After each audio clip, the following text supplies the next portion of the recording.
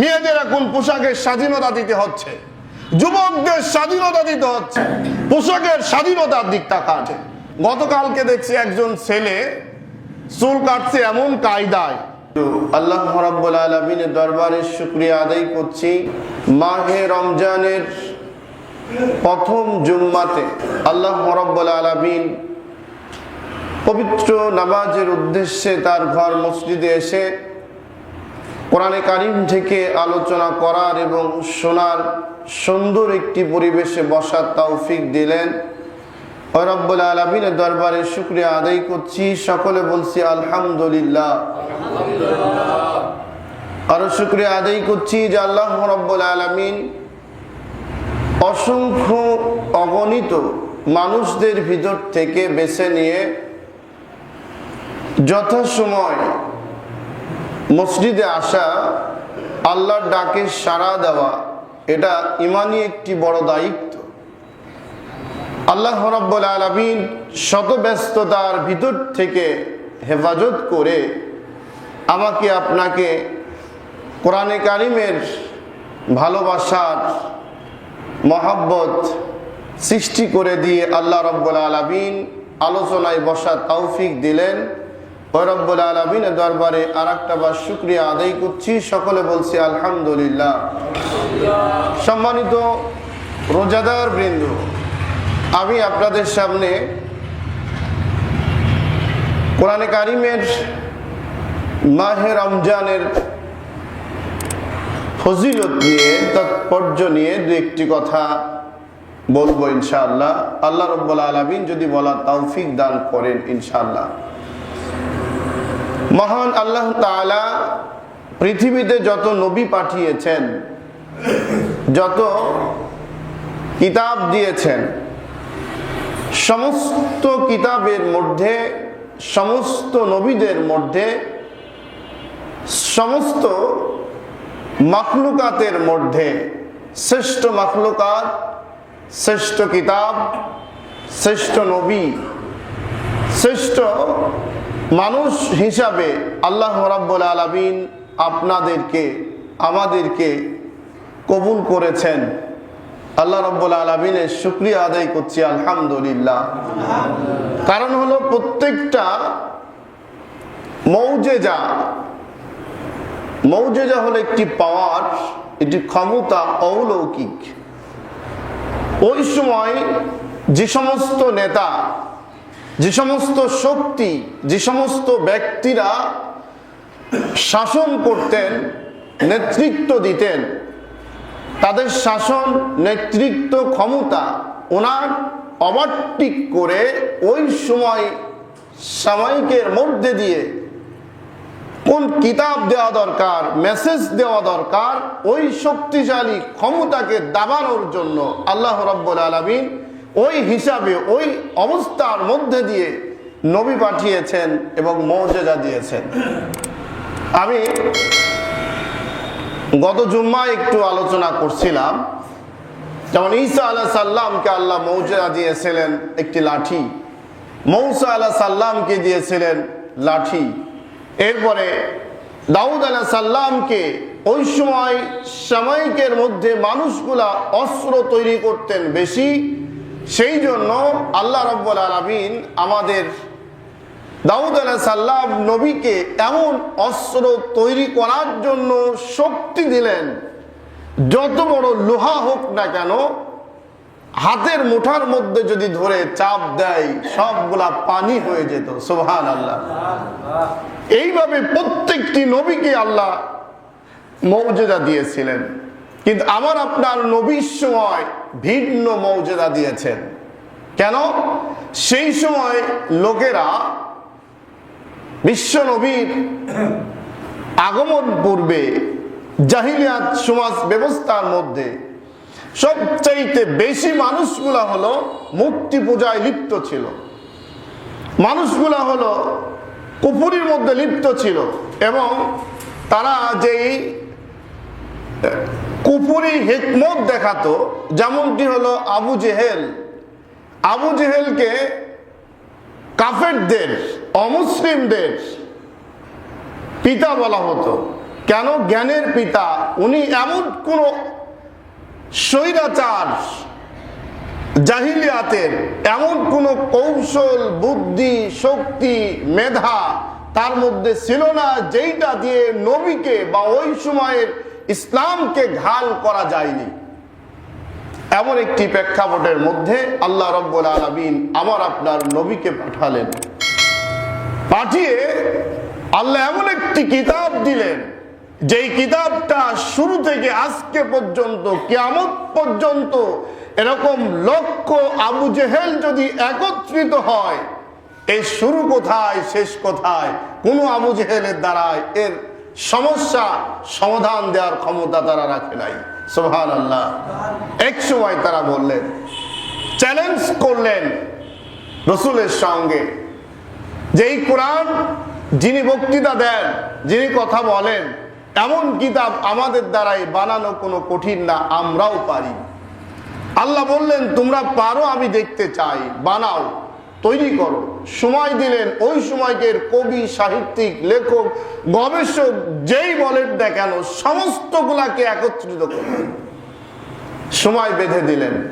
এই সময়ের মধ্যে তোমরা বলো, ইন্না আ'তাইনাকাল কাউসার, এর পরের অংশটা তোমরা বানায়ে মিল করে দাও। দীর্ঘ এক সপ্তাহ চলে গেল। কোন একজন অমুসলিমের মুখ দিয়ে, মেধা দিয়ে, বুদ্ধি দিয়ে, হিকমত দিয়ে, কৌশল দিয়ে তারা পরবর্তীতে কি অংশ করবে এটা আর খুঁজে পেল না। সমস্ত কাফেররা, বুদ্ধিজীবীরা নিঃসন্দেহে বললেন, ইন্নাহা লাকালামুল বাশার, আমরা এক বাক্যে স্বীকার করি, এটা হলো দুনিয়ার কোন মানুষের সাধারণ কিতাব নয়, এটা হলো স্বয়ং আল্লাহ পদার্থ ছাড়া আর কিছু না। সুবহানাল্লাহ। এটা আর কিছু না। আল্লাহ রাব্বুল আলামিন এমন একটা কিতাব দিয়ে দিলেন, যেই কিতাবের শুরু থেকে শেষ মুহূর্ত পর্যন্ত প্রত্যেকটি আয়াতের একটার সাথে আরেকটার অনেক চমৎকার মিল। সূরা ফাতিহা যদি পড়েন, আলহামদুলিল্লাহি রাব্বিল আলামিন, আপনার মনের অজান্তেই বের হয়ে যায় আর রহমানির রহিম মালিকি ইয়াউমিদ্দিন। এমন ভাবে যেই সূরায় আপনি পড়বেন না কেন, আর রহমান আল্লামাল কুরআন খলাকাল ইনসান, এমন ভাবে একটার পর একটা অটোভাবে আল্লাহ রাব্বুল আলামিন এটাকে সুন্দর সাজিয়ে দিয়েছে। সুবহানাল্লাহ। এর দ্বারাই অমুসলিমরা যত কিতাব পড়েছেন, কবিতা বলেছেন, সাহিত্যিক লিখেছেন, যা কিছু করেছেন, কোন কিতাবের সাথে, কোন সাহিত্যিকের সাথে, কোন ওদের ছন্দ পন্দ বক্তব্য যেটাই বলেন না কেন, কোরআনের সাথে, আল্লাহ রাব্বুল আলামিনের এই কিতাবের সাথে কোনোটার মিল করতে পারে নাই। এই জন্য কোরআনটা হলো আল্লাহ রাব্বুল আলামিন ওই সময়কে শ্রেষ্ঠ মুজিজা হিসাবে রাসূল সাল্লাল্লাহু আলাইহি সাল্লামকে দিয়েছেন। সুবহানাল্লাহ। তাহলে আমাদের কিতাব হলো শ্রেষ্ঠ কিতাব। আল্লাহ রাব্বুল আলামিন এই শ্রেষ্ঠ কিতাবকে 12 মাসের মধ্যে কোনো মাসে নাজিল করেন নাই। এই 12 মাসের মধ্যে মানুষ আমি আপনি যে ইবাদত করি, যেমন নামাজ পড়তে আসছেন, আপনার বাড়ির লোকজন জানে আপনি নামাজে গিয়েছেন। একজন মানুষ জিজ্ঞাসা করলাম, অমুকের বাপ কোথায়? আপনার বাড়ির থেকে আওয়াজ দিয়ে বললেন মসজিদে। আপনি রাস্তা দিয়ে আসছেন, অনেক মানুষ জানে আপনি একজন মুসল্লি, নামাজি। অনেক মানুষ জানে একজন মুসলমান নামাজ পড়ার জন্য মসজিদে গিয়েছে। টুপি মাথায় দিলেন, পাঞ্জাবি পরলেন, জুব্বা পরলেন, সব কিছু করলেন, কিন্তু চিন্তা করে দেখুন অসংখ্য নামাজি রয়েছে যারা হলো সূরা ফাতিহা পর্যন্ত ঠিক মতো পড়তে পারে না। আছে না বলেন? অনেক মানুষ এমন রয়েছে নামাজ পড়ে ঠিক, কিন্তু নামাজ বুঝে না। নামাজ পড়ে ঠিক, সুদ বাদ দিতে পারে নাই, ঘুষ বাদ দিতে পারে নাই, মিথ্যা বলা বাদ দিতে পারে নাই, চুগলখড়ি বন্ধ করতে পারে নাই। এমন ভাবে যদি আপনি একটা একটা করে মিল করেন, দেখবেন একজন নামাজি ঠিক, কিন্তু নামাজের মূল হক আদায় করা তার দ্বারাই সম্ভব হয় নাই। এমন ভাবে নামাজ গেল, হজের দিকে আপনি তাকান, অনেক মানুষ হজ করতে গিয়েছে, কিন্তু যেই টাকা দিয়ে হজ করতে গেলেন, কোনো না কোনো ব্যাংকের থেকে সিসি লোন তুলে ব্যবসা শুরু করেছেন, সুদের টাকা নিয়ে হজ করার জন্য রওনা দিলেন। অনেক শ্রমিকের বেতন পরিশোধ করে নাই, অনেক অসহায় মানুষের হক আদায় করে নাই, প্রতিবেশীর হক আদায় করে নাই, পরিবারের হক আদায় করে নাই। এমন লোক আছে না নাই বলেন? এমন অবস্থায় যখন হজ করতে গেল, অনেক মানুষ জানে তিনি এখন হজের উদ্দেশ্যে বাংলার জমিন থেকে রওনা দিয়ে তিনি চলে গিয়েছেন আল্লাহর সান্নিধ্য লাভের জন্য। এই অবস্থায় কোরআন ও হাদিস দিয়ে খোঁজ নিতে গেলে দেখা যায় ইবাদত করতে গিয়েছেন কিন্তু মূল গোড়াটা ঠিক নাই। এরপরে যদি আপনি তাকান, যাকাতের ব্যাপারেও যদি দেখেন, অসংখ্য জায়গা এমন রয়েছে হালাল ব্যবসা নাই। সমাজের একজন প্রভাবশালী ব্যক্তি জাকাত না দিলে মানুষ কি বলবে, সেই জন্য জাকাত দিতেই হয়। কয়েকটা কাপড় নিয়ে এসে লাইন করে ছবি তোলা হলো, মাইকিং করা হলো, পোস্টাল করা হলো, অনেক কিছু করা হলো। এই কার্যক্রম করে মানুষের সামনে তিনি মনে করলেন অমুক এলাকার অমুক ব্যক্তির মতো ভালো মানুষ আর নাই কেন, উনি প্রত্যেকটা বছরে গরিব মানুষদের খোঁজে খোঁজে জাকাতের কাপড় দেয়। এই নাম করা হলো। আসলে যেই টাকা দিয়ে জাকাত দেওয়া হলো, যেই টাকা দিয়ে দান করা হলো, যেই টাকা দিয়ে মানুষের খুশি করানোর চেষ্টা করা হলো, ওই টাকাগুলা খোঁজ নিলে দেখা যায় মূলত ওই টাকার মালিক ওই ব্যক্তি না। ওই টাকাগুলা সুদের টাকা নিয়ে ব্যবসা করছিল, সিসি লোন তৈরি করে বিভিন্ন কায়দায় ব্যাংকিং ব্যবস্থার মধ্যে দিয়ে ওই টাকা নিয়ে নিজের নাম ফুটানোর চেষ্টা করেছিল। এমন ভাবে অসংখ্য ইবাদতগুলা যদি আপনি দেখতে যান পেয়ে যাবেন। কিন্তু শুধুমাত্র একমাত্র মাহে রমজানের রোজা, এই রোজাগুলা আপনি এবং আল্লাহ ছাড়া কেউ জানে না। সত্য কিনা বলেন? ইবাদতগুলা কেউ না কেউ দেখতে পায়, জানতে পারে, কিন্তু আপনি শবে সাদেক থেকে শুরু করে সূর্যাস্তাই পর্যন্ত, আজান পর্যন্ত আপনি চেহারি খেয়েছেন, ইফতারের পূর্ব মুহূর্ত পর্যন্ত শুধুমাত্র একমাত্র আল্লাহ ব্যতীত আপনার খবর আর দুনিয়ার কোনো মানুষ বলতে পারে না। এই জন্য ইবাদতের মধ্যে শ্রেষ্ঠ ইবাদত হলো রোজা। শ্রেষ্ঠ ইবাদত কোনটা বলেন? রোজা। রোজা হলো শ্রেষ্ঠ ইবাদত। আর অন্যান্য ইবাদতের পুরস্কারটা দিবেন এক রকম, আর রোজার পুরস্কারটা আল্লাহ রাব্বুল আলামিন দিবেন আর এক রকম। তার অন্যতম হলো রমজানের রোজার পুরস্কারটি আল্লাহ রাব্বুল আলামিন বলতেছেন, আমি রোজাদারদের জন্য স্বয়ং আমি আল্লাহই যথেষ্ট হয়ে যাব। সুবহানাল্লাহ। রোজার পুরস্কার আল্লাহ কি দিবেন আল্লাহ ভালো জানেন। এই জন্য নামাজে আসছেন কেউ না কেউ জানে, হজে গিয়েছেন কেউ না কেউ জানে, আপনি যাকাত দিয়েছেন কেউ না কেউ জানে, কিন্তু রোজা একমাত্র আপনি কি করেছেন আল্লাহ এবং আপনি ছাড়া কেউ জানে না। ইবাদতের মধ্যে শ্রেষ্ঠ ইবাদত হলো রমজানের রোজা। আল্লাহ রাব্বুল আলামিন এই শ্রেষ্ঠ ইবাদতের কারণে 12টা মাসের মধ্যে খোঁজ নিয়ে 11 মাসের মধ্যে কোন রোজা ফরজ করলেন না। আল্লাহ রাব্বুল আলামিন রমজান মাসে রোজাকে ফরজ করে দিলেন। এই বরকতপূর্ণ মাসের মধ্যে এই কিতাব কোরআনে কারীম, পৃথিবীর মধ্যে যত কিতাব আসছে, যত কিতাব আল্লাহ নাজিল করেছেন, পাঠিয়েছেন, সমস্ত কিতাবের মধ্যে শ্রেষ্ঠ কিতাব হলো কোরআন। শ্রেষ্ঠ কিতাব কি বলেন? যেই কোরআনে কারীম শ্রেষ্ঠ হওয়ার কারণ হলো আল্লাহ রাব্বুল আলামিন বলেন, আমি প্রত্যেকটা নবীকে কিতাব দিয়েছি একটি গোষ্ঠীর জন্য, একটা জাতির জন্য, এলাকার জন্য, কওমের জন্য। ওই নবী যখন ইন্তেকাল করেছেন, কিতাব বন্ধ করে দিয়েছেন। ওই নবী যখন চলে গেলেন, ওই কওমের জন্য আবার নতুন নবী আসবে, আবার নতুন মেসেজ আসবে। এইভাবে আল্লাহ রাব্বুল আলামিন আদম আলাইহিস সালাম থেকে শুরু করে আমাদের নবী পর্যন্ত এমন ভাবে করতে শুরু করেছিলেন। কিন্তু আমার আপনার নবী শ্রেষ্ঠ নবী, শ্রেষ্ঠ কিতাব নিয়ে আসবেন। সেই কারণে আল্লাহ রাব্বুল আলামিন বললেন, মা কানা মুহাম্মাদুন আবা আহাদিম মির রিজালিকুম ওয়ালাকিন রাসূলুল্লাহি ওয়া খাতাবান নবিয়্যিন। আমি রব্বুল আলামিন আমার এই নবীকে শেষ নবী হিসেবে দেওয়ার জন্য আমি পূর্বের সমস্ত কিতাবগুলো সম্পর্কে এই কিতাবের মধ্যে তুলে দিলাম প্রথম কথা। 2 নম্বর, যত নবী আসছে সমস্ত নবীদের শ্রেষ্ঠ নবী নেতৃত্ব দেওয়ার জন্য আমি রব্বুল আলামিন এই নবীকে দিয়ে দিলাম। সুবহানাল্লাহ।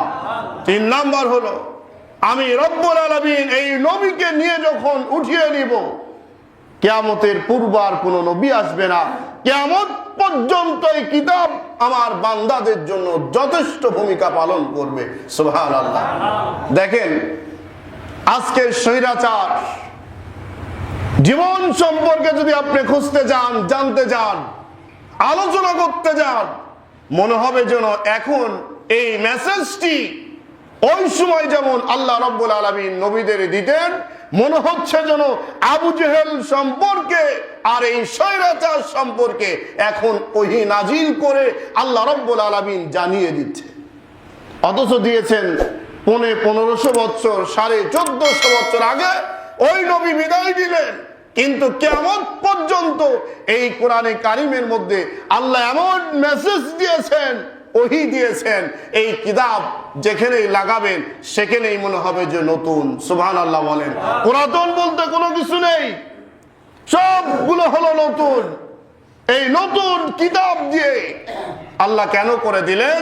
করার কারণ হলো, যেহেতু কোনো নবী আর আসবে না, নবী আসবে না, ওহী নাজিল হবে না, ওহীর দরজা বন্ধ, কোরআন আর নতুন ভাবে তৈরি করার কোনো সুযোগ হবে না, সংশোধন করার কোনো সুযোগ হবে না। সেই জন্য কিয়ামত পর্যন্ত যা কিছু হবে পরিপূর্ণ করে দিয়ে আল্লাহ রাব্বুল আলামিন কোরআনে কারীমকে বললেন, ইন্নাদ দীনা ইনদাল্লাহিল ইসলাম। একমাত্র নির্দিষ্টভাবে আমি তোমাদের জন্য ইসলামকেই মনোনীত করে দিলাম। সুবহানাল্লাহ বলেন। তাহলে ইসলামের মধ্যে যে শান্তি, এই শান্তির কথা আমরা জানি, শুনি, আসলে শান্তি কিন্তু পাই নাই। না পাওয়ার পিছনে কয়েকটা কারণ। একটা কারণ হলো, রাসূল সাল্লাল্লাহু আলাইহি সাল্লামের কাছে যখন ওহী নাজিল হচ্ছিল, রাসূলকে আরেক দিকে বলা হয়েছে ওমা আরসালনাকা ইল্লা রাহমাতাল লিল আলামিন। আল্লাহর পরেই তার স্থান এবং রাহমাতাল লিল আলামিন বলা হয়েছে। কারণ কি? কারণ হলো, যেই জিনিসটা চোখে দেখা যায় না সেই জিনিসটার অত বিশ্বাসও কিন্তু আসে না। এই জন্য রাসূল সাল্লাল্লাহু আলাইহি সাল্লামের সাহাবীরা প্র্যাকটিক্যাল দেখে জেনে বুঝে তারা স্বীকৃতি দিয়েছেন, নিঃসন্দেহ হলো এটা হলো শ্রেষ্ঠ নবী এবং এটাই হলো আমার সাল্লাকা ইল্লা রাহমাতাল লিল আলামিন। আল্লাহ যেটা বলেছেন 100% এর মধ্যে কোনো সন্দেহ নাই। সুবহানাল্লাহ বলেন। সাহাবীরা না খেয়ে আছে, রাসূলের চেহারার দিকে দেখলে, তাকালেই পেটটা ভরে যেত। অনাহারে মানুষ 2 থেকে 2.5 দিন 3 দিন পর্যন্ত বসে আছে। রাসূলের এমন একটা চেহারা, এমন একটি ভালোবাসা, এত আন্তরিকতা, রাসূলের দিক তাকালেই আর কোনো পেটের খিদা নাই, সম্পূর্ণরূপে সুস্থতা অবস্থায়। ইয়া রাসূলুল্লাহ বলেন কি করতে হবে এখন?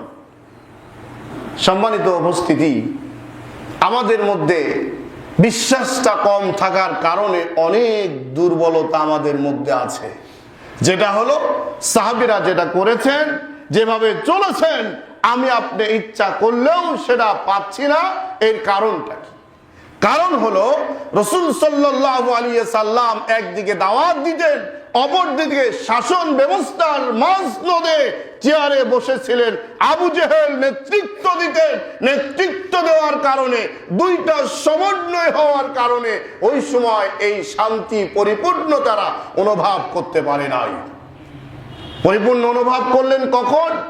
রাসূল সাল্লাল্লাহু আলাইহি সাল্লাম হিজরত করে মদিনায় চলে গেলেন যখন, তখন মদিনায় যাওয়ার পরে একটি ইসলামী রাষ্ট্র প্রতিষ্ঠিত হলো। রাষ্ট্রের মাধ্যমে কোরআনের সংবিধান চালু হলো। কোরআনের সংবিধান চালু হওয়ার পর থেকে প্রত্যেকটি মানুষ ইসলাম যে একটি শান্তির বিধান, ওই শান্তি তারা অনুভব করা শুরু করে দিয়ে দিল। আজকের সমাজেও আমরা যদি এই কোরআনকে একমাত্র জীবন ব্যবস্থা গ্রহণ করতে পারি, তাহলে আমাদের মধ্যেও কিন্তু সেই শান্তির বাতাস বইতে থাকবে ইনশাআল্লাহ। যেমন আরেকটা উদাহরণ এখানে নেন, এই যে রমজান মাস আসছে, যে জাকাতের কথা বললাম, বিশ্বাস করুন যারা জাকাত দিচ্ছে সমাজে, আল্লাহর ভয়ে কতটুকু দিচ্ছে তারা আল্লাহ ভালো জানে। কিন্তু আমরা এখানে যারা বসে আছি, আমরা যদি মনে করি জাকাত দেওয়া ফরজ, এই ফরজ হিসাবে হকটি আমি আদায় করব, এটা একটা ইবাদত। গত বছর ছিল সম্ভবত 55,000 টাকা এক বছর গচ্ছিত যদি একটি মানুষের কাছে থাকে, তারপরে জাকাত ফরজ হবে।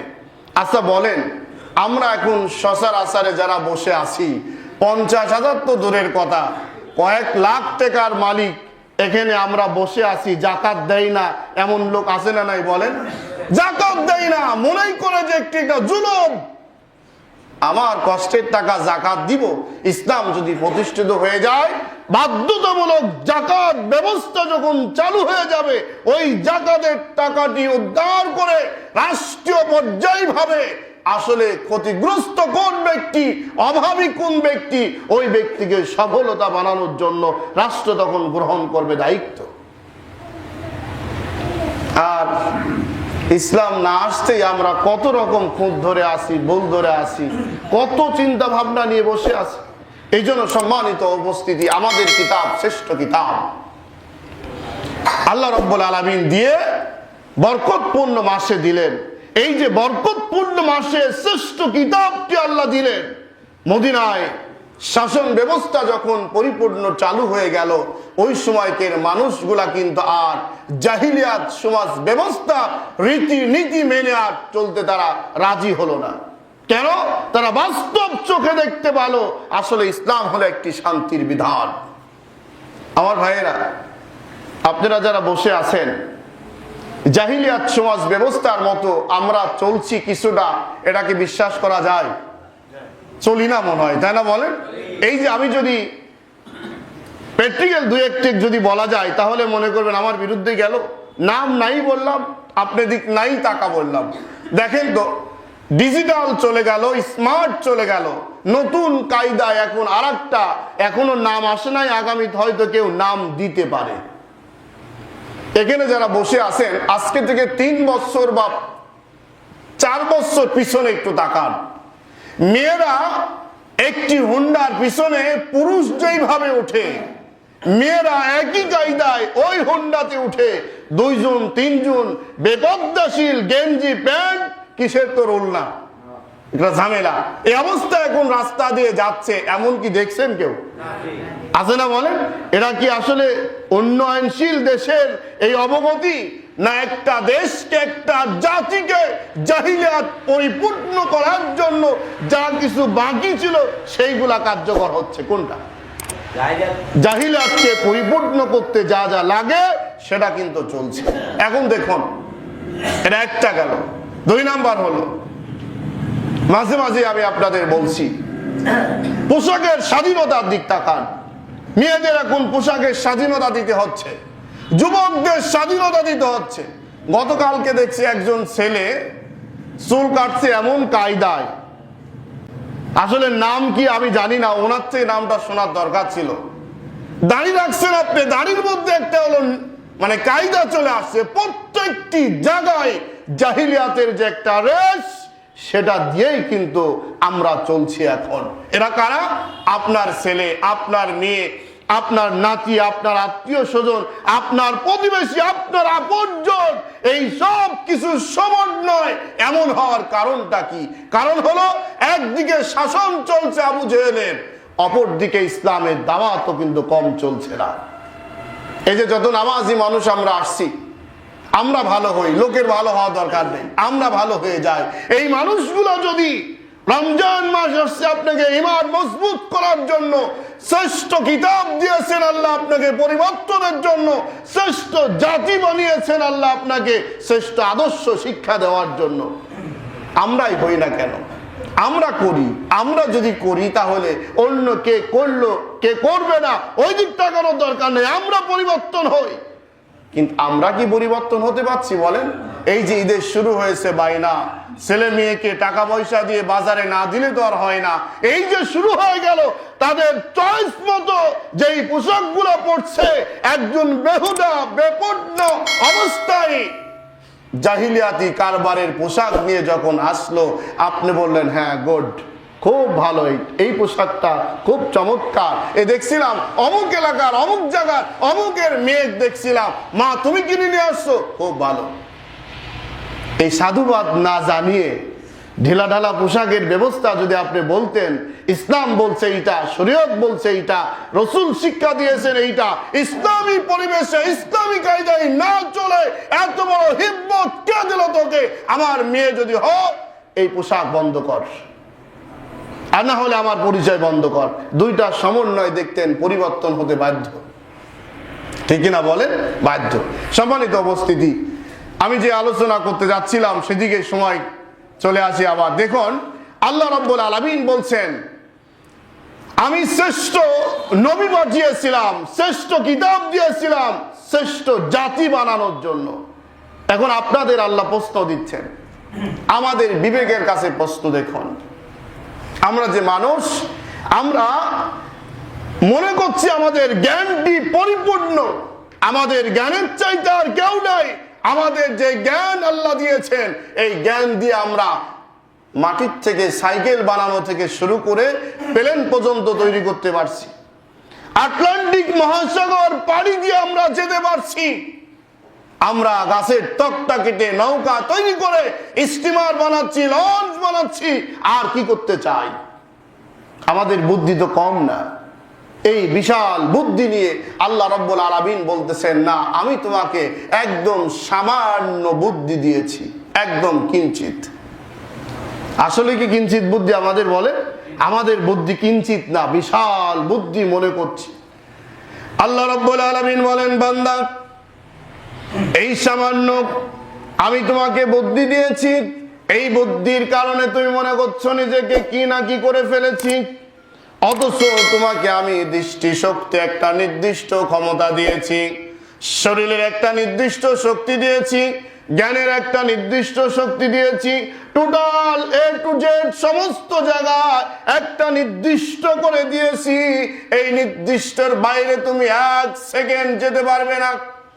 নির্দিষ্ট হলো কেমন? দেখুন এই যে আবার আপনার শরীরের যে টক চামড়া দেখতেছেন, এই চামড়া যতই চেষ্টা করুন না কেন, যতই আপনি গবেষণা করুন না কেন, এই চামড়ার বিকল্প যখনই আপনি তৈরি করতে যাবেন, তখনই ওই চামড়ার জায়গায় পচন ঘটবে, ঠেকানোর মতো কোনো সুযোগ কোনো জায়গায় পাবে না। এমন পচন ধরবে আপনি কল্পনা করতে পারবেন না। আল্লাহ রাব্বুল আলামিন বলেন, আমি তোমাকে দৃষ্টি শক্তি দিয়েছি নির্দিষ্ট করে, এই দৃষ্টি শক্তির বাহিরে যখনই তুমি যেদিকে তাকাতে যাও, ওই দৃষ্টি শক্তি তোমার দিকে নিক্ষিপ্ত হয়ে আবার ফিরে আসবে। বান্দা, আমার নির্দিষ্টর বাইরে তুমি কোনো কিছু দেখতে পাবে না। যেমনটি দেখো, তুমি যদি আকাশের দিকে তাকাও, আকাশের দিকে কয়েক মিনিট তাকানোর পরে তোমার চোখ আর ওই আকাশের দিকে তাকানোর মতো কোনো ক্ষমতা রাখবে না। সত্য নাকি? এটা দেখছেন কোনো সময়? 2 নম্বর হলো আল্লাহ রাব্বুল আলামিন বলেন, তুমি যদি নদীর কিনারে দাঁড়াও, সমুদ্রের কাছে যদি দাঁড়াও, দাঁড়ানোর পরে লম্বা সময় তাকিয়ে আসো, তুমি মনে করবে মনে হয় যেন ওই পারে আর কেউ নাই, পানি মনে হয় গোটা পৃথিবীরা শুধু পানি আর পানি। আকাশের দিকে তাকাও, মনে হবে যেন ওই পারে আর একটা আকাশ, অথবা এখানেই শেষ। তুমি যদি দৃষ্টি শক্তি তোমার যাচাই করতে হয়, তোমার পাশেই রেল লাইন রয়েছে, রেল লাইনের মাঝে তুমি দাঁড়িয়ে যাও, দাঁড়ানোর পরে লম্বা সময় 4 থেকে 5 মিনিট অথবা 10 মিনিট তুমি তাকাও সোজা। তাকানোর পরে দেখবা কিছুক্ষণ পরে রেল লাইন আগে ছিল 2টা, এখন কয়টা খুঁজে পাওয়া যায় না। এমন হয় না বলেন? এখন চোখের সামনে ধুধু ধুধু একটি ভাব চলে আসছে। আল্লাহ রাব্বুল আলামিন বলেন, ও গোলাম, এই যদি তোমার দৃষ্টি শক্তির ক্ষমতা হয়ে ক্ষমতাকে, এই ক্ষমতা দিয়ে আমি আল্লাহর শক্তির সাথে তুমি পাল্লা দাও কিভাবে? কিভাবে সমকক্ষ মনে করো? তোমার নিজের দৃষ্টি শক্তি তোমাকে ক্লান্তি করে দেয়, ব্যর্থ হয়ে যায়। এই জন্য আমি নির্দিষ্ট যা কিছু করে দিয়েছি এর বাহিরে এক কদম চলার শক্তি তোমাদের কারো নাই। শুধুমাত্র আল্লাহ শক্তিটা কম না বেশি? বলেন, আল্লাহ শক্তি এত বেশি আমি আপনি কল্পনা করতেই পারবো না। আল্লাহ বলছে সীমাহীন শক্তির একমাত্র মালিক আমি রব্বুল আলামিন। আমি তোমাদের যা খুশি তাই করতে পারি, যা খুশি তাই দিতে পারি। যে অবস্থায় তোমাদের আমি সৃষ্টি করেছি সবগুলা পৃথিবীর তোমাদের মঙ্গলের জন্য তৈরি করেছিলাম, কিন্তু তোমরা কেউ কেউ মঙ্গল গ্রহণ না করে তুমি মনে করছো আমাদের জন্য এটা গজব। এই যে রোজা আল্লাহ দিলেন, রোজা দেওয়ার পরে বিজ্ঞানীরা যাচাই বাছাই করে দেখলেন, ডাক্তার যারা তারা, গবেষক যারা তারা, আমাদের শরীরের মধ্যে রক্তের কণিকা জমা হয়, রক্তের ছোট্ট ছোট্ট বালির কণার মতো কণিকা জমা হয়। এই জমা হওয়ার পরে দীর্ঘ সময় যখন একত্রিত হচ্ছে, এখান থেকে আপনার নানান ধরনের অসুখ বিসুখ গুলা তৈরি হয়। যেমন দেখুন, ইরি আবাদ যারা করেন, ধানের আবাদ, সারা বছর যদি সেই ভুঁয়ে পানি বেঁধেই থাকে, পানি শুকায় না, পানি আছে আছেই, এমন পানির অবস্থা, ওই পানির মধ্যে একবার দুইবার তিনবার ধান হবে ঠিক, কিন্তু লাগাতার আপনি সেখানে আবাদ ভালো করতে পারবেন না। কোনো কোনো সময় যদি পরিবর্তন ঘটান তাহলে দেখবেন এমন ফসল সেখানে হবে কল্পনার বাহিরে, আপনি চিন্তা করতে পারেন নাই এত ফসল হবে সেখানে। কারণ ওই মাটিটি হলো, মাটির মধ্যে থেকে যে বিষাক্ত গুলা শুকানোর কারণে, ভালো করে মাটিটাকে চাষবাস করার কারণে, উল্টা পাল্টা করার কারণে সমস্ত পোকাগুলা বিষগুলা নির্মূল হওয়ার কারণে ফসল এখন উর্বর শুরু হয়েছে। আমার আপনার শরীরের মধ্যে এই রক্তের বিষাক্ত গুলাকে মাহে রমজানের রোজা রাখার কারণে আল্লাহ রব্বুল আলামিন বিষাক্ত গুলাকে ধ্বংস করে দিয়ে পূর্ণাঙ্গ শরীরকে আপনি আল্লাহ একটা হাড় মজবুত শক্তিকে পরিণত করে দেয়। সুবহানাল্লাহ। আজকে এই ব্যাপারে অনেক লম্বা আলোচনা আছে।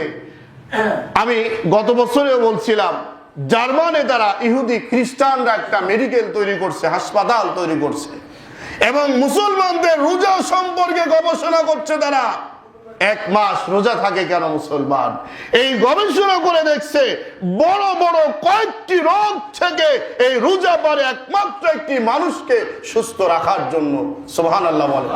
তার মধ্যে ক্যান্সার একটি, রক্তের রক্তচাপ একটি, ওপেন হার্ট সার্জারি করা লাগবে না, নিয়মিত যদি কোনো মানুষ আল্লাহর ভয়ে সন্তুষ্টর জন্য রোজা করে, ক্যান্সারের মতো ভয়ঙ্কর রোগকে আল্লাহ নির্মূল করে দেয়। ডায়াবেটিস এমন একটি ভয়ঙ্কর রোগ, সেখান থেকে আল্লাহ ব্রেক করে দিয়ে ওই রোগকে আল্লাহ নির্মূল করে দেয়। এমন ভাবে বড় বড় রোগগুলোকে আল্লাহ দমন করে দেয় রোজার মাধ্যমে, রোজার কারণে। আমাদের হয় না কেন? আমাদের না হওয়ার কারণে আমাদের তো বিশ্বাসই নাই, আমরা তো বিশ্বাসই করি না। আজকে দেখুন, হিন্দুরা, অমুসলিমরা রোজা করে কেন, উপবাস থাকে কেন? তারা উপবাস থাকার কারণ, রোজা করার কারণ হলো মুসলমানদের রোজার সাথে তারা গবেষণা করে দেখছে এর মধ্যে অবশ্যই কল্যাণ আছে। ওদের তো রোজা থাকার কোনো বিধানই নাই। আছে বিধান? বলেন, বিধান নাই। কিন্তু আপনার আমার শিক্ষা গ্রহণ করে উপকৃত হচ্ছে তারা, আর আমরা এই রোজার মাধ্যমে আরো বিপদগ্রস্ত হয়ে যাচ্ছে। কেন?